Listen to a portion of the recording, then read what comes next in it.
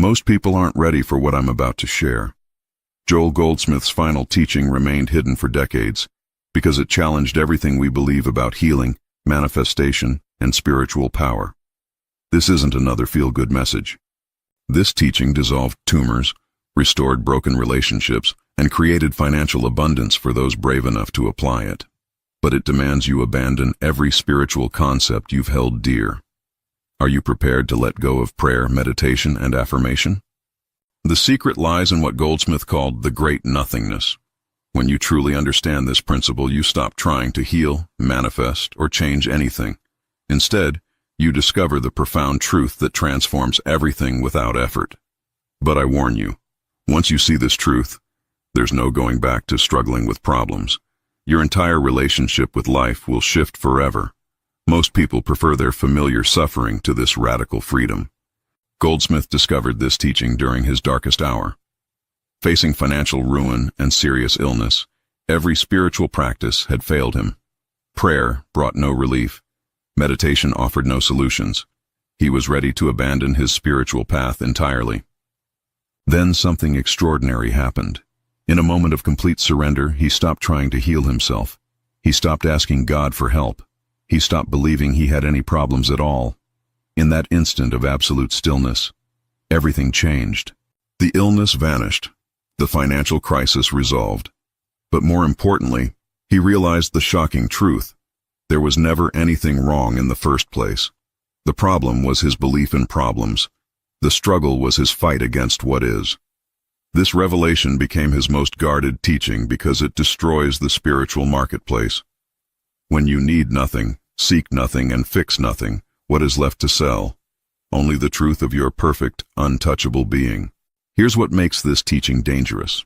It reveals that every spiritual technique you've learned is actually reinforcing the very problems you're trying to solve. When you pray for healing, you affirm sickness. When you visualize abundance, you confirm lack. Goldsmith called this the trap of spiritual materialism. We use God like a cosmic vending machine, feeding it prayers and expecting miracles. But divine consciousness doesn't work for you. It works as you. There's no separation to bridge. The moment you stop trying to demonstrate supply, health, or love, they naturally express as your experience. Not because you've earned them or manifested them, but because they are the very fabric of your being. You don't get love. You are love. This understanding eliminates all spiritual effort. No more techniques, no more struggling, no more waiting for results. Just the recognition of what you already are, perfect, whole, and lacking nothing whatsoever. The great nothingness isn't emptiness. It's the absence of all human concepts about God, life, and yourself. When you stop knowing what anything means, when you release every definition and belief, something miraculous emerges from the silence. Goldsmith taught that in this space of unknowing, divine intelligence operates freely. Without your mental interference, life organizes itself perfectly. Problems dissolve because there was no one there to have problems. Needs disappear because wholeness was never absent. This isn't positive thinking or denial. It's the recognition that the human sense of life, with its struggles, needs, and limitations, is simply not true. What you are is untouchable by human experience, forever free from all conditions. Most spiritual teachers won't share this because it ends the student-teacher relationship. When you realize you are already that which you seek, what is there left to learn? The search ends in the discovery of what never began. Sarah had been battling chronic fatigue for 15 years. She'd tried every healing modality, spent thousands on treatments, and exhausted herself pursuing wellness. When she heard about Goldsmith's teaching, she was skeptical but desperate enough to try anything. Instead of fighting her condition, she began practicing the great nothingness. Each morning she would sit quietly and release every thought about her illness, every hope for healing, every fear of staying sick. She stopped identifying as a sick person seeking health. Within weeks, something shifted, not the dramatic healing she'd expected, but a profound peace with her experience. She stopped monitoring symptoms and started living fully despite fatigue. Paradoxically, as she stopped trying to get well, her energy began returning naturally. After 3 months, she realized the fatigue was gone. But more importantly, she'd discovered something greater than health, the recognition that her true self had never been touched by any condition. She was free regardless of what the body experienced. Marcus was drowning in debt, working 3 jobs just to survive. He'd practiced visualization, affirmations, and abundance techniques for years with minimal results. The harder he tried to manifest money, the deeper his financial hole became. He was ready to give up on spirituality entirely. When he learned about Goldsmith's approach, it made no sense. Stop trying to demonstrate supply? Stop seeing himself as poor? How could that possibly help? But his desperation overcame his doubt, and he committed to this radical experiment. He began each day by releasing every thought about money, bills, and financial security. Instead of affirming abundance, he practiced recognizing that his true nature lacked nothing. He stopped identifying as someone who needed more money. The transformation was subtle but profound. New opportunities appeared effortlessly. People offered help without being asked. Within 6 months, his financial situation had completely reversed, not through struggle, but through the natural flow of good that emerges when we stop blocking it. Linda's marriage was failing. 25 years together seemed to be ending in bitter divorce. She'd tried counseling, prayer treatments, and relationship workshops. Nothing was working. Her husband had already moved out and filed papers. Desperate to save her marriage, she discovered Goldsmith's teaching about the great nothingness. Instead of praying for reconciliation or trying to change her husband, she began releasing every thought about the relationship, every hope for reunion, every fear of divorce. This felt like giving up, but she persisted. She stopped seeing herself as an abandoned wife and stopped identifying her husband as the enemy. She practiced recognizing the perfect spiritual being that both of them truly were, beneath all the human drama. Within 2 months, something miraculous happened. Her husband called, confused by a sudden shift in his feelings. The anger had dissolved, the desire for divorce had vanished. They reunited, not as the same broken couple, but as 2 people who'd rediscovered their true identity beyond all human roles. These transformations share one common element: the complete cessation of human effort. When Sarah stopped trying to heal, healing happened. When Marcus stopped chasing money, abundance flowed. When Linda stopped fighting for her marriage, love returned. This is the power of the great nothingness. It removes the human will that blocks divine action. Your struggling, seeking, and striving actually prevent the very experiences you desire. Divine consciousness can only operate in the absence of human interference. The moment you stop trying to be spiritual, you discover you already are. The moment you stop seeking God, you realize God is seeking through you. This teaching is dangerous because it destroys the entire spiritual industry built on human effort and divine separation. If these transformation stories inspire you, like this video to help others find these teachings, subscribe for more Joel Goldsmith wisdom, and comment. What healing journey resonated most with you? Beyond the great nothingness lies what Goldsmith called divine indifference. This isn't cold detachment, but the recognition that your true self remains untouched by any human experience, positive or negative. You become indifferent to both problems and demonstrations. This divine indifference eliminates the emotional roller coaster of spiritual seeking. No more celebrating healings or mourning failures. No more feeling blessed when things go well or punished when they don't. You rest in the unchanging awareness that observes all experiences without being affected. When you achieve this state, miracles become natural, not because you've earned them or deserved them, but because divine consciousness expresses itself freely without the interference of human desire or fear. Life flows effortlessly because you're not trying to direct it. Most people resist this teaching because they want to feel special about their demonstrations. They prefer the drama of problems and solutions to the peace of divine indifference. But true freedom lies in needing nothing, wanting nothing, and being satisfied with what is. Goldsmith taught that consciousness is the only power, but not personal consciousness. Divine consciousness, expressing as individual awareness. When you stop trying to use your mind to change conditions, divine mind operates through you automatically. This principle revolutionizes prayer. Instead of asking God to change circumstances, you rest in the recognition that perfect consciousness is already expressing itself as your experience. There's nothing to fix because consciousness doesn't make mistakes. Every seeming problem is actually consciousness appearing in a form you don't recognize or approve of. The same divine intelligence that grows flowers and moves planets is orchestrating your life perfectly, even when it doesn't look perfect to human perception. The practice is simple but challenging. In every situation, instead of trying to make something happen, rest in the truth that consciousness is already handling everything perfectly. Your job isn't to heal, help, or improve, just to get out of the way. The third pillar of this teaching is spiritual discernment, the ability to distinguish between divine ideas and human concepts.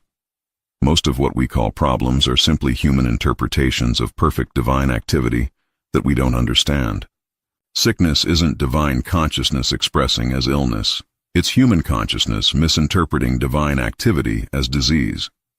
Lack isn't God withholding good. It's human perception failing to recognize the abundance that's always present. When you develop spiritual discernment, you stop reacting to appearances and start recognizing the divine reality behind every experience. A financial loss becomes redirection toward greater good. An illness becomes an opportunity to discover your untouchable spiritual nature. This doesn't mean denying human experience or pretending problems don't exist.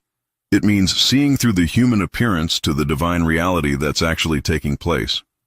Every challenge becomes a doorway to deeper spiritual understanding. The final technique Goldsmith shared was conscious union, the practice of recognizing your oneness with infinite consciousness in every moment. This isn't a meditation technique or visualization. It's a way of living from spiritual identity instead of human personality.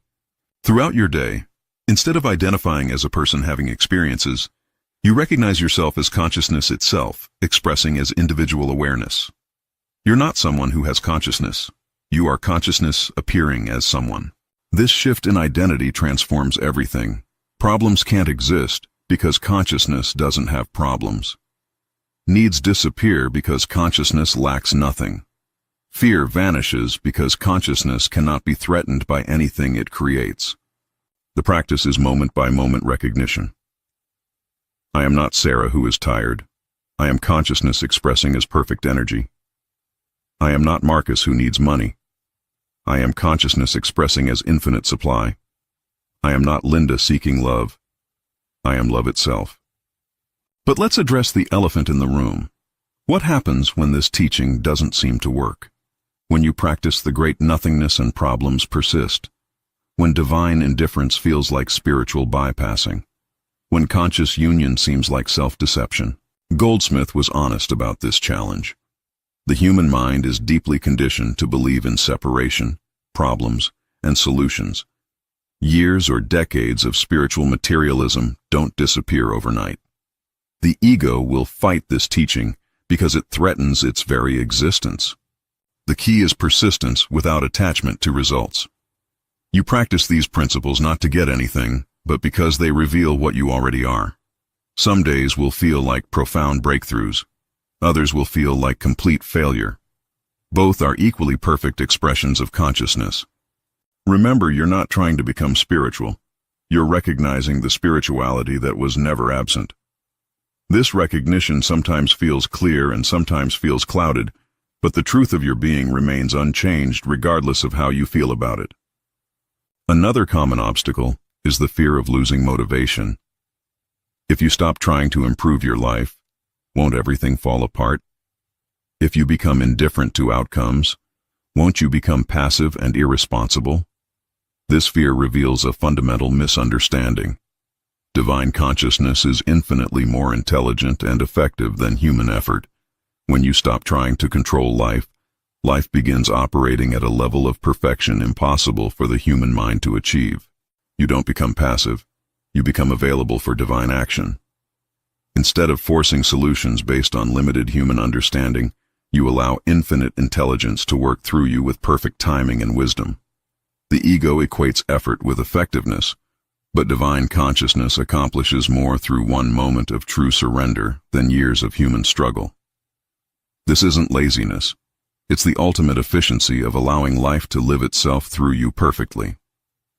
Some people worry that this teaching promotes spiritual materialism in reverse. using non-attachment as another technique to get what you want. They practice the great nothingness, hoping to manipulate God into giving them better demonstrations. Goldsmith warned against this trap. True non-attachment doesn't care about demonstrations. You don't practice divine indifference to get healthier, wealthier, or happier. You practice it because it reveals your true nature beyond all conditions. The moment you use these principles as techniques to achieve better human experiences, you've missed the point entirely. This teaching isn't about improving your human life. It's about recognizing that your real life was never human to begin with. The paradox is that when you truly stop caring about demonstrations, they happen naturally. But if you stop caring in order to get demonstrations, you're still trapped in spiritual materialism. The freedom must be genuine, not strategic. The ultimate challenge is learning to live this understanding in a world that operates on completely opposite principles. Your family, friends, and society will pressure you to worry, struggle, and strive. They'll think you've become irresponsible or delusional. Goldsmith faced this challenge constantly. People expected him to be concerned about their problems, to pray for specific outcomes, to participate in the human drama of lack and limitation. Instead, he offered something far more radical: the recognition of perfection right where problems seem to exist. You'll need courage to stand in this truth when everyone around you is convinced that problems are real and effort is necessary. You'll be tempted to doubt yourself when others question your sanity. This is where spiritual maturity becomes essential. Remember, you're not trying to convince anyone or prove anything. You're simply living from the recognition of what you are. Let your peace, your freedom, and your natural demonstrations speak for themselves. Truth doesn't need to be defended, only embodied. If these challenge-breaking techniques speak to your heart, like to support this content, subscribe for advanced spiritual practices, and comment, which obstacle are you ready to transform now? Advanced practitioners learn to apply this teaching to seemingly impossible situations. Terminal illness, bankruptcy, broken relationships, addiction, areas where human hope has been exhausted, and medical or professional help has failed. Jennifer was diagnosed with stage 4 cancer. Doctors gave her 3 months to live. Instead of fighting the disease or praying for healing, she practiced the great nothingness. She stopped identifying as a cancer patient and began recognizing herself as perfect spiritual being. The process wasn't easy. Fear would arise, and she'd have to release it into the nothingness. Well-meaning friends would encourage her to fight, and she'd have to maintain her spiritual stance without judging their concern. She lived each day from the recognition that consciousness cannot have cancer. After 8 months, scans showed no trace of cancer. But Jennifer had discovered something more valuable than physical healing: the absolute conviction that her true identity was untouchable by any condition. She'd found freedom beyond all circumstances. David had been addicted to alcohol for 20 years. Multiple rehab attempts had failed. His family had given up, his career was destroyed, and he was living on the streets. Traditional recovery methods focused on fighting addiction, but this approach had only strengthened his sense of being an addict. When he learned Goldsmith's teaching, something clicked. Instead of seeing himself as an addict trying to get sober, he began practicing the recognition that consciousness cannot be addicted to anything. His true self had never touched alcohol because spirit has no material experience. The craving didn't disappear immediately, but his relationship to it transformed. Instead of fighting urges or feeling guilty about them, he recognized them as thoughts arising in consciousness. Not his thoughts, not his urges, just temporary appearances in awareness. Over time, the compulsion simply faded, not through willpower or 12-step programs, but through the recognition that the person who drank never actually existed. Only consciousness exists, appearing as David, forever free from all material dependencies. Patricia's business was failing during the economic crisis. Clients were disappearing, bills were mounting, and bankruptcy seemed inevitable. Traditional business advice focused on marketing harder, cutting costs, and finding new revenue streams, all forms of human effort based on the belief that she needed to save her business. Instead, she applied Goldsmith's teaching to her professional life. She stopped seeing herself as a struggling businesswoman and began recognizing herself as consciousness expressing as perfect supply. She released every thought about saving, improving, or growing her business. This felt irresponsible at first. Shouldn't she be working harder to find solutions? But she persisted in practicing divine indifference to business outcomes while continuing to show up and serve with love, without attachment to results. Within months, new opportunities appeared effortlessly. Clients returned with larger projects. New partnerships formed naturally. Her business not only survived, but thrived, demonstrating that divine intelligence is far more effective than human planning when allowed to operate freely. The most advanced application of this teaching involves relationships and family dynamics. Robert's adult son had been estranged for 5 years following a bitter argument. Traditional advice focused on communication strategies, apologies, and rebuilding trust, all human efforts based on the belief that the relationship was broken. Robert practiced seeing through the appearance of estrangement to the spiritual reality of perfect love that eternally connects him and his son. Instead of trying to fix the relationship, he recognized that consciousness doesn't have relationship problems, because consciousness is one. He stopped seeing his son as someone who needed forgiveness and stopped seeing himself as someone who needed to be forgiven. He released every hope for reconciliation and every fear of permanent separation, resting in the truth that love cannot actually be broken.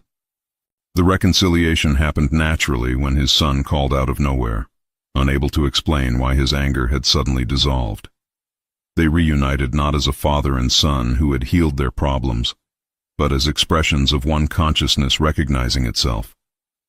After decades of practicing these principles, something profound emerges. What Goldsmith called the natural state.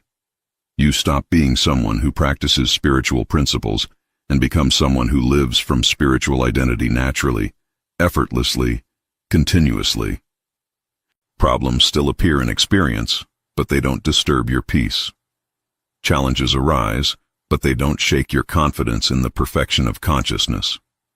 You've learned to rest in the eye of every storm, untouched by the conditions swirling around you. This isn't spiritual bypassing or denial. You respond appropriately to human situations while maintaining awareness of spiritual reality. You can visit the hospital, pay the bills, and work through conflicts while never losing sight of the perfect consciousness that's actually governing everything. The great nothingness becomes your natural dwelling place. Divine indifference becomes your automatic response. Conscious union becomes your permanent identity. You've not achieved something new. You've simply stopped forgetting what you always were. Others begin noticing something different about you, though they may not be able to identify what. Your presence brings peace to chaotic situations. Your calm confidence inspires others without you trying to help. Your natural joy lifts the atmosphere wherever you go. You've become what Goldsmith called a transparency for divine consciousness. Your human personality no longer blocks the expression of infinite love, wisdom, and power. Life lives itself through you with perfect grace, touching everyone you encounter with healing energy. This isn't personal achievement or spiritual superiority. It's simply the natural result of getting out of consciousness's way. When the human sense of self stops interfering with divine expression, miracles become ordinary. Love flows freely. Wisdom speaks spontaneously. Power operates effortlessly. You realize this was always your true nature. The years of seeking, struggling, and striving were just consciousness playing hide-and-seek with itself. Now the game is over. The seeker and the sought are recognized as one. Only consciousness remains, expressing as perfect experience. The ripple effects extend beyond your personal experience. Family members begin experiencing spontaneous healing and breakthroughs without understanding why. Colleagues find themselves more creative and successful. Strangers feel mysteriously uplifted after brief encounters with you. This is the true power of Goldsmith's final teaching. It transforms not just your experience, but everyone in your consciousness. When you recognize your true identity, that recognition lifts the entire field of awareness in which you exist. You're not trying to heal others or save the world. You're simply being what you are, consciousness itself expressing as individual awareness. This authentic being automatically blesses everything it touches because consciousness is inherently blessing. The teaching completes itself. You've moved beyond needing techniques, practices, or principles. You simply live from the direct recognition of divine being, allowing that recognition to express itself naturally as perfect human experience, moment by moment by moment. This is Joel Goldsmith's most dangerous teaching because it ends all seeking, dissolves all problems, and reveals the truth that was never hidden. You are not a human being having spiritual experiences. You are a spiritual being expressing as human awareness. The great nothingness isn't something you do. It's what you are when you stop doing everything else. Divine indifference isn't an attitude you adopt. It's your natural state when human desires and fears dissolve. Conscious union isn't an achievement. It's the recognition of what never began. Most people aren't ready for this level of truth because it demands the complete surrender of everything they believe about themselves, God, and life. It requires the courage to live as consciousness itself, not as someone trying to use consciousness for personal benefit. But for those ready to receive it, this teaching offers the ultimate freedom, liberation from every form of human suffering through the simple recognition of what you have always been. Perfect, eternal, untouchable divine being, expressing as your individual experience right now. If your spiritual understanding expanded through these Joel Goldsmith secrets, like this video, subscribe for more transformative teachings, and comment, "I am transformed," to confirm your new path.